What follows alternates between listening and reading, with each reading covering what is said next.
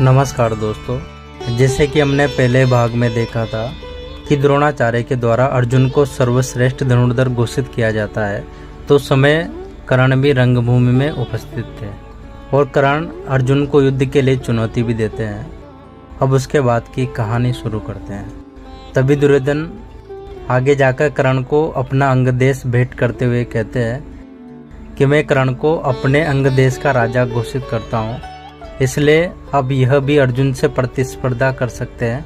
कर्ण पहले तो अंगदेश का राजा बनने से इनकार करते हैं, लेकिन दुर्योधन के समझाने पर वह उसे भेंट स्वरूप स्वीकार कर लेते हैं। गुरु द्रोणाचार्य नहीं चाहते थे कि कर्ण और अर्जुन के बीच प्रतिस्पर्धा हो, लेकिन ना चाहते हुए भी उन्हें इसकी अनुमति देनी पड़ती है।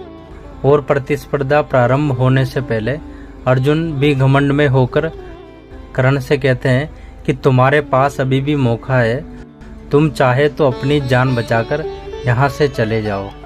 इसके जवाब में कर्ण कहते हैं, हे अर्जुन, आज तुम्हें और तुम्हारे गुरु को भी पता चलेगा कि तुम अभी धनुर्विद्या में मुझसे कितने छोटे हो। इसके बाद यह महास्पर्धा प्रारंभ होती है और दोनों ओर से एक से बढ़कर एक बाण चलाए जाते हैं, लेकिन कर्ण अर्जुन के हर एक बाण को विफल करते जा रहे थे, जिसे देखकर गुरु द्रोण की चिंताएं भी बढ़ती जा रही थी।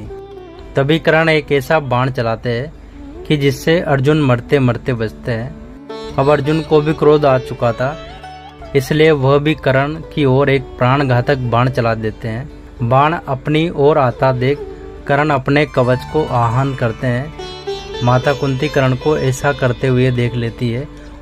तब उन्हें एहसास होता है कि यह दोनों उनके ही पुत्र है, लेकिन इस समय कर्ण एक दूसरे के खून के प्यासे हो चुके थे और दोनों ओर से भयानक बाण छोड़ते जा रहे थे। इस प्रतिस्पर्धा में कर्ण अर्जुन पर भारी पड़ रहे थे और यह देखते हुए हस्तिनापुर की जनता कर्ण की जय जयकार करने लगती है, जिससे क्रोधित होकर अर्जुन ब्रह्मास्त्र का आह्वान करते हैं और ब्रह्मास्त्र को काटने के लिए कर्ण भी भार्गव अस्त्र का आह्वान करते हैं। कुंती यह भली भांति जानती है कि अगर यह दोनों बाण आपस में टकरा गए तो महाविनाश होना तय है।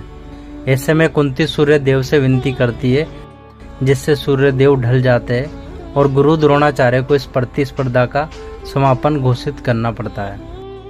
इस प्रतिस्पर्धा का भले ही कोई परिणाम ना निकला हो, लेकिन गुरु द्रोणाचार्य और अर्जुन को यह बात भली भांति समझ में आ गई थी कि कर्ण कोई साधारण योद्धा नहीं है, वह सूत पुत्र होने के बाद भी एक महायोद्धा है।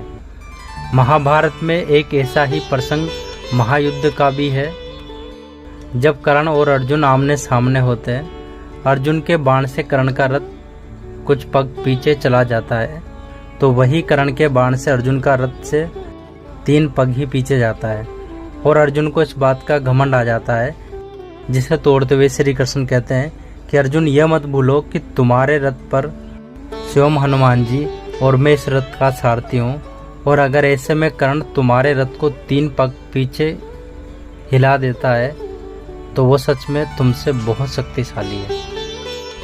तो दोस्तों, इस तरह से कर्ण अपना पराक्रम दिखाते हुए अर्जुन और गुरु द्रोणाचार्य का घमंड का नाश कर देते हैं। तो दोस्तों, इसके बारे में आपका क्या कहना है, हमें कमेंट करके ज़रूर बताएं और साथ ही वीडियो को लाइक करके हमारे चैनल को सब्सक्राइब जरूर करें। Thank you so much.